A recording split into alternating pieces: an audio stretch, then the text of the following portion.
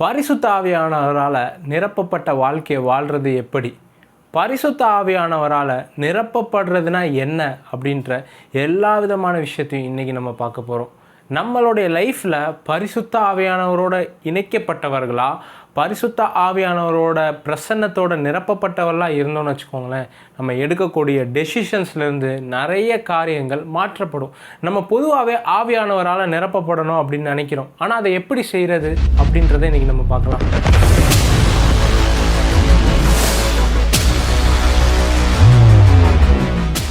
இப்போ தான் இந்த சேனலை ஃபர்ஸ்ட் டைம் பார்த்துக்கிட்டு இருக்கிறீங்க அப்படின்னா சப்ஸ்கிரைப் பண்ணிக்கோங்க. பரிசுத்த ஆவியானவரை பற்றின டாப்பிக்கை நம்ம எடுத்துக்கிட்டே போகலாம்.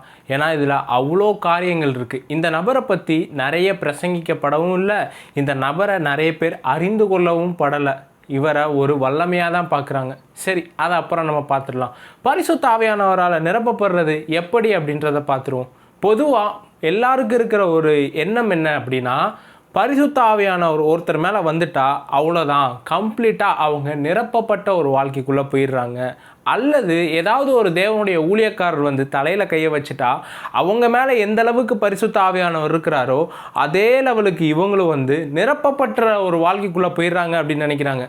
இவங்களை பொறுத்த வரைக்கும் ஆவியானவரால் நிரப்பப்படுறதுன்றது ஒரு ஒன் டைம் ஈவெண்ட்டாக இருக்குது. ஒரே தடவை நடந்து கம்ப்ளீட்டாக நிரப்பப்பட்டுரும்னு நினைக்கிறாங்க. ஆனால் அது அப்படி நடக்கிறது கிடையாது. பரிசுத்த ஆவியானவரால் நிரப்பப்படுறது அப்படின்னு பார்த்தீங்கன்னா எல்லாரும் எங்கே சொல்லுவோம்? அப்போஸ்தலர் 2வது அதிகாரத்தில் நடந்திருக்கு அப்படின்னு நம்ம சொல்கிறோம். பரிசுத்த ஆவியானவர் அவங்க மேலே வராரு, இவங்க எல்லாரும் நிரப்பப்படுறாங்க, அந்நிய பாஷையை பேசுகிறாங்க, அவ்வளோதான், இவங்க கம்ப்ளீட்டாக என்பவர் ஆயிட்டாங்க, இப்போ அவங்க ஊழியத்துக்குள்ளே போகிறாங்க அப்படின்னு தான் நினைக்கிறோம். ஆனால் நம்ம நினைக்கிற மாதிரி அது ஒன் டைம் ஈவெண்ட் கிடையாது. அது அப்போ நடந்தது மட்டும் கிடையாது. இந்த வசனத்தை வச்சு தான் பொதுவாக என்ன நினைக்கிறோன்னா, இப்படி நடந்ததுனால பரிசுத்த ஆவியானவரால் நானும் ஒரு தடவை இப்படி ஒரு என்கவுண்டர் நடந்துருச்சுன்னா நிரப்பப்பட்ட லைஃபுக்குள்ளே போயிடுவேன். அப்படிலாம் கிடையாதுங்க. அந்த வசனத்தை எடுத்து வாசிக்கலாமா? அப்போஸ்தலர் 2வது அதிகாரம் 4வது வசனம். அவர்கள் எல்லோரும் பரிசுத்த ஆவியினாலே நிரப்பப்பட்டு ஆவியானவர் தங்களுக்கு தந்தருளின வரத்தின்படியே வெவ்வேறு பாஷைகளை பேச தொடங்கினார்கள். நம்ம வசனத்தை இந்த சாப்டரோட வாசிச்சுட்டு முடிச்சுட்டு போயிடுறோம். ஆனால் இது ஒரு ப்ராசஸ்ன்னு நமக்கு ஏன் தெரிய மாட்டேங்குது தெரியுமா? நீங்கள் வசனத்தை இன்னும் சரியாக ப்ராசஸ் பண்ணி பார்க்கல அப்படின்னு அர்த்தம். 4வது அதிகாரத்தில் என்ன போட்டிருக்குன்னு பாருங்கள். 31வது வசனம் பாருங்க. அவர்கள் ஜெபம் பண்ணின போது அவர்கள் கூடியிருந்த இடம் அசைந்தது. அவர்கள் எல்லோரும் பரிசுத்த ஆவியினால் நிரப்பப்பட்டு தேவ வசனத்தை தைரியமாய் சொன்னார்கள். இப்போ பார்த்தீங்கன்னா மறுபடியும் நிரப்பப்படுற ஒரு அனுபவத்துக்கு போகிறாங்க. இந்த அப்போஸ்தலரை நீங்கள் வாசிச்சுட்டு இருந்தீங்கன்னா இங்கே மறுபடி பரிசுத்த ஆவியானவர் நிரப்பப்படுற ஒரு எக்ஸ்பீரியன்ஸை பார்த்துக்கிட்டே இருக்கலாம். அப்போது பரிசுத்த ஆவியானவர் ஒன் டைம் ஈவெண்ட் கிடையாது. அது திருப்பி அவருடைய நிரப்புதலில் நிரம்பிக்கிட்டே இருக்கிற ஒரு காரியம். சிம்பிளாக சொல்லவாங்க, பரிசுத்த ஆவியானவரால் நிரப்பப்பட்ட வாழ்க்கைனா என்ன தெரியுமா? பியர் அடிக்கிற மாதிரி, சரக்கு அடிக்கிற மாதிரி. என்னடா பரிசுத்த ஆவியானவரை கொண்டு போய் சரக்கு அடிக்கிறதோட ஒப்பிட்டு பேசுகிறேன்னா, நான் ஒப்பிட்டு பேசல, வேதவசனமே அப்படி தான் ஒப்பிட்டு பேசுது. எபேசியர் 5வது அதிகாரம் 18வது வசனம். துன்மார்க்கத்திற்கு ஏதுவான மதுபான வெறி கொள்ளாமல் ஆவியினால் நிறைந்து. அப்போ நான் இல்லை, பைபிள் என்ன சொல்லுதுன்னா மதுபானத்தோட ஒப்பிடுது. எங்கெங்கெல்லாம் ஒரு ஒப்பீடு நடக்குதோ அப்போ அதை நீங்கள் சரியாக புரிந்து கொள்ளணும். இங்கே நடக்கிற ஒப்பீடு ஏன் அப்படின்னா, இது ஒரு சரக்கு மாதிரி தான். பரிசுத்த ஆவியானவர்களால் நிரப்பப்பட்டேன்னா உங்கள் லைஃப் ஃபுல்லாக நிரப்பப்பட்டு இருப்பீங்கன்னு கிடையாது. நீங்கள் ஒரு டெய்லி எக்ஸ்பீரியன்ஸ்குள்ளே போய்கிட்டே இருக்கணும், ஆவியானவரோட பேசணும். அப்படி போக தான் என்ன ஆகும்னா டெய்லி நிரப்பப்பட ஆரம்பிப்பீங்க. ஏன்னா இப்போ ஒரு சரக்கு அடித்தவனை எடுத்துக்கிட்டீங்க அப்படின்னு வச்சுக்கோங்க, அவன் ஒரு தடவை சரக்கு அடிச்சிட்டானா அவனுக்கு போதை எப்பொழுதுமே இருந்துக்கிட்டே இருக்குமா? கிடையாது. அவன் மறுபடியும் சரக்கடிச்சு தான் போதை ஏற்றிக்கிறான். அதே போல தான் நீங்கள் ஆவியானவரால் மறுபடி நிரப்பப்படணும்னு வேதவசனம் சொல்லுது. இங்கே பார்த்தீங்கன்னா வெறி கொள்ளாமல் அப்படின்ட்டு இருக்கு.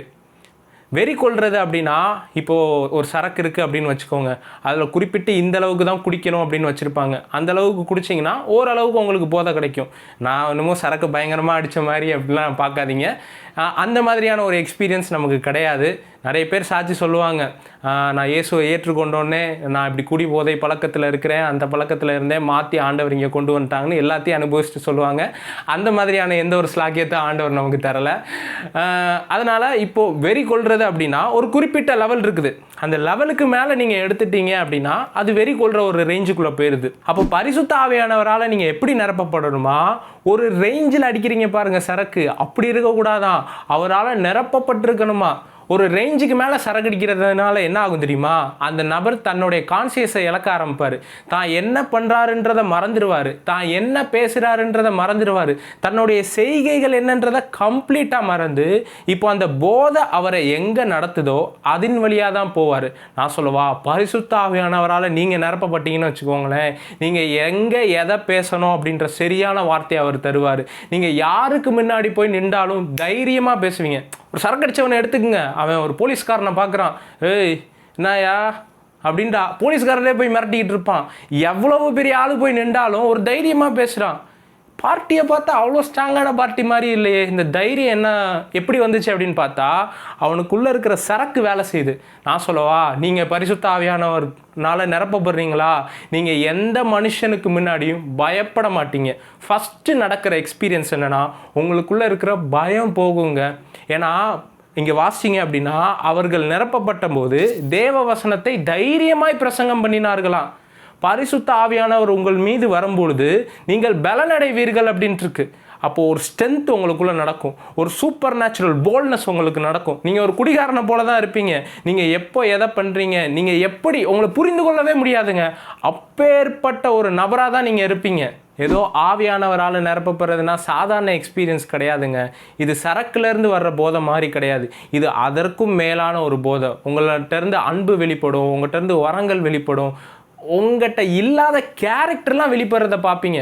என்னால் அன்பெல்லாம் செலுத்த முடியலைன்னு நீங்கள் சொல்கிறீங்கல்ல, பரிசுத்த ஆவியானவரால் நிரப்பப்பட்டு பாருங்கள். நீங்கள் ஒரு சரக்கடிச்சு வந்தால் திருப்பி அவனே எடுத்துக்குங்க. டேய் வாடா மாப்பிள்ள அப்படின்னு மேலே கையை போடுவான். ஏய் நான் உனக்கு வாங்கி தரேன்டா, நான் உனக்கு ஸ்பான்சர் பண்ணுறேன்டா. ஸோ தன்னுடைய நிலையை மறந்து அவன் வேற ஒரு எக்ஸ்பீரியன்ஸில் போயிடுறான். அப்போ நீங்கள் ஆவியானவரால் நிரப்பப்பட்டீங்கன்னா உங்களுக்குள்ள ஒரு தாகம் வரும், மற்றவங்கள நேசிக்க ஆரம்பிப்பீங்க, உங்களுடைய வரங்களை செயல்படுத்த ஆரம்பிப்பீங்க, உங்களுடைய லைஃப் ஸ்டைல், வாழ்கிற லைஃப் ஸ்டைலே வேறு மாதிரி ஆகும். அதுக்கு என்ன பண்ணணும்? டெய்லி நிரப்பப்படணுங்க. சரி, இப்போ நிரப்பப்படுறது அப்படின்னா அதனுடைய சரியான மீனிங்கை நம்ம புரிஞ்சுக்கணும். நிரப்பப்படுறதுன்னா என்ன நினைக்கிறாங்க அப்படின்னா, இப்போ ஒரு உதாரணத்துக்கு இந்த பாட்டில் இருக்குது அப்படின்னு வச்சுக்கோங்க. இப்போ இந்த பாட்டிலில் ஃபுல்லாக தண்ணி இருந்துச்சுன்னா இதுதான் நிரப்பப்பட்டது அப்படின்னு நம்ம நினைக்கிறோம். இது கிடையாது நிரப்பப்படுறது. இப்போ நிரப்பப்படுறதுன்னா என்னென்னா, இந்த பாட்டிலில் தண்ணி மேலே வரைக்கும் இருந்துச்சுன்னா அது நிரப்பப்படுறது இல்லை. இந்த தண்ணி இதிலேருந்து ஓவர் ஃப்ளோ ஆச்சுன்னு வைங்க, அப்போ தான் இது நிரப்பப்பட்ட ஒரு ஸ்டேஜுக்கு போகுது அப்படின்னு அர்த்தம். இந்த பாட்டிலோடைய ஃபுல் கெப்பாசிட்டி நிறைஞ்சதுனால இது நிரம்பின ஸ்டேஜுக்கு போயிடுச்சுன்னு கிடையாது. இதிலேருந்து தண்ணி எப்போ வெளியே வருதோ அப்போ தான் இது நிரம்பி வழிகிற ஒரு ஸ்டேட்டுக்கு போகுது. அப்போ பரிசுத்த ஆவியானவரால் நிரப்பப்படுறதுனா உங்கள் கெப்பாசிட்டியை மீறி நிரப்பப்படுறதுங்க. ஸ்மித் விகில்ஸ்வொர்த் இப்படி சொல்கிறாரு, நான் பார்க்குறதற்கு வெளியே ஓரளவுக்கு ஹைட்டாக இருக்கிற ஒரு மனுஷனாக இருக்கலாம், ஆனால் எனக்குள்ளே ஒரு ஸ்பிரிச்சுவல் ஜெயண்ட் இருக்குது, எனக்குள்ளே ஆவிக்குரிய மனுஷன் இருக்கிறான், அவன் நீங்கள் பார்க்குற இந்த மனுஷனை விட 10 மடங்கு ஸ்ட்ராங்கானவன் அப்படின்னு சொல்கிறாரு. அப்போது உங்களுக்குள்ளே வாழ்கிற ஒரு இன்னர் மேன் இருக்கான் பாருங்கள், நீங்கள் பார்க்குற இந்த மனுஷனை விட ஒரு ஸ்ட்ராங்கான ஒரு பர்சன். அந்த இன்னர் மேனை எப்படி ஸ்ட்ரென்தன் பண்ணுறது? பரிசுத்த ஆவியானவரால் நிரப்பப்படும் பொழுது தான். நிரப்பப்படுறதுனா நீங்கள் இந்த அளவுக்கு சொல்கிறீங்க அப்படின்னா, ஏன்னா இயேசு அப்படி தான் நிரம்பிட்டு இருந்தார். வேதவசனம் எப்படி சொல்லுது? தேவன் அவருக்கு தம்முடைய ஆவியை அளவில்லாமல் தந்தார் அப்படின்ட்டு இருக்கு. இவ்வளோதான் லிமிட்னு இருக்கும்ல, லிமிட்டை தாண்டி வாழ்கிறது தான் ஆவியானவரால் நிரப்பப்படுறது. இயேசு லிமிட்டை தாண்டி வாழ்ந்தார்னா நீங்கள் லிமிட்டை தாண்டி வாழணும். இயேசுனுடைய வாழ்க்கையில் எப்படி அவ்வளோ பெரிய அற்புதங்கள் நடந்துச்சு? எல்லாத்துக்கும் இருந்த பின்னாடி இருந்த ரகசியம் என்னன்னா, பரிசுத்த ஆவியானவர். பரிசுத்த ஆவியானவர் மட்டும் கிடையாது, அந்த பரிசுத்த ஆவியானவரால் இவர் நிரப்பப்பட்டார். நான் சொல்கிறேன், இதுக்கப்புறம் உங்களுக்கு ஒரு எக்ஸ்பீரியன்ஸ் உண்டாக போகுது. பரிசுத்த ஆவியானவரால் நிரப்பப்பட்டு உங்களை மீறி, உங்களுடைய கண்ட்ரோலை மீறி அவர் கண்ட்ரோல் எடுக்க போகிறார். பென்னிஹின் இப்படி சொல்கிறாரு, பரிசுத்த ஆவியானவரால் நிரப்பப்படுறதுனா இப்படி ஒரு எக்ஸ்பீரியன்ஸ் தான். இப்போ இந்த செயில் போட் அப்படின்ட்டு வாங்க, இங்கே நான் ஃபோட்டோவில் வச்சுருக்கிறேன். செயில் போட் எப்படி செயல்படும் அப்படின்னு பார்த்தீங்கன்னா, அதில் ஒரு லாங்கான ஒரு துணி போல் இருக்கும்.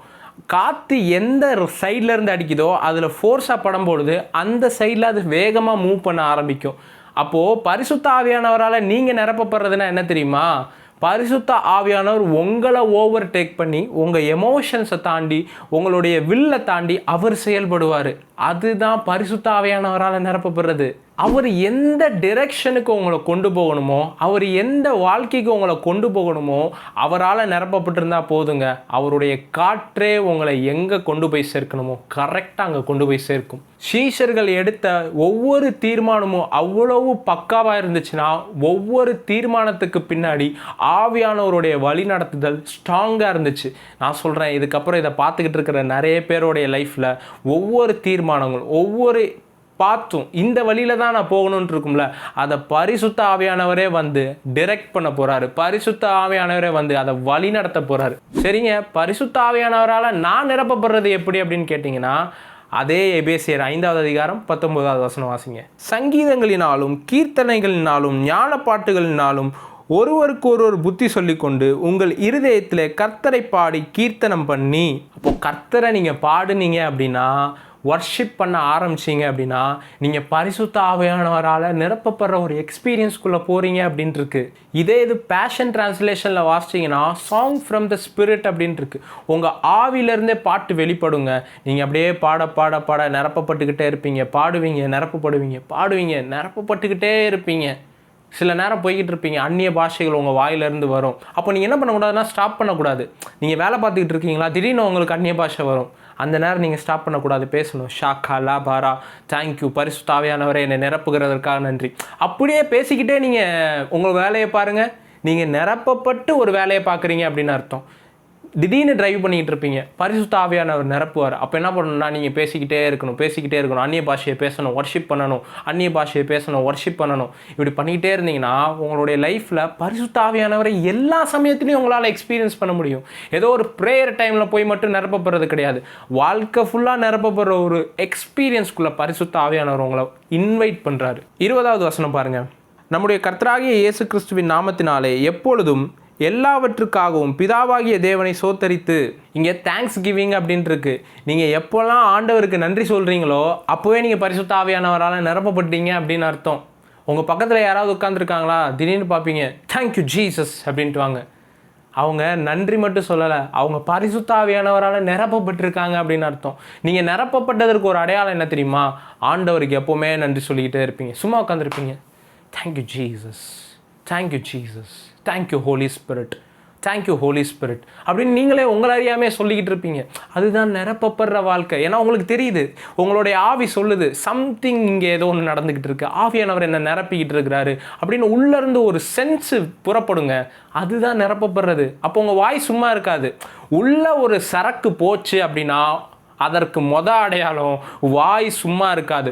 வாய் கர்த்தரை பாடும், வாய் கர்த்தரை பற்றி பேசும், வாய் கர்த்தருடைய மகிமையை வெளியரங்கமாக சொல்லும். அதுதான் உள்ள பரிசுத்த ஆவியானவர் செயல்படுறதற்கான அடையாளம். இதை பார்க்குற ஒவ்வொருத்தருக்காக நான் ஜெபம் பண்ணணும் அப்படின்னு ஆசைப்பட்றேன். பிதாவே, இயேசு கிறிஸ்துவின் நாமத்தினால ஒவ்வொருத்தரையும் நான் பிளஸ் பண்ணுறேன். பரிசுத்த ஆவியானவருடைய தொடுதல் இதை பார்க்குற அனைவருடைய வாழ்க்கையிலையும் உண்டாகட்டும். ஒவ்வொருத்தரும் தனிப்பட்ட ரீதியில் தொடப்படட்டும், பரிசுத்த ஆவியானவரால் நிரப்பப்படட்டும். ஆண்டவரே, இதுவரைக்கும் நிரப்பப்பட்டது மாதிரி கிடையாது, ஒரு புது எக்ஸ்பீரியன்ஸ்குள்ளே போகட்டும். இதுவரைக்கும் அந்நிய பாஷையில் பேசாதவர்கள் இயேசு கிறிஸ்துவின் நாமத்தினால இப்பொழுதே அந்நிய பாஷைகளில் பேச தொடங்கட்டும். அந்நிய பாஷையின் வரம் இப்பொழுதே உங்களுக்குள்ள ஆக்டிவேட் ஆகட்டும். பரிசுத்த ஆவியானவரால் இதை பார்க்கும் பொழுதே நிரப்பப்படட்டும். சரீரங்கள் மீது பரிசுத்த ஆவியானவருடைய வல்லமை தொடட்டும். இவனுடைய வாயில் பரிசுத்த ஆவியானவருடைய வல்லமை தொடட்டும். மகத்துவங்களை பேசட்டும். மகிமையான காரியங்களை இவங்க வழியாக வெளிப்படட்டும். ஃபுல்லாக இப்போ மகிமையினால் நிரப்பப்படட்டும்.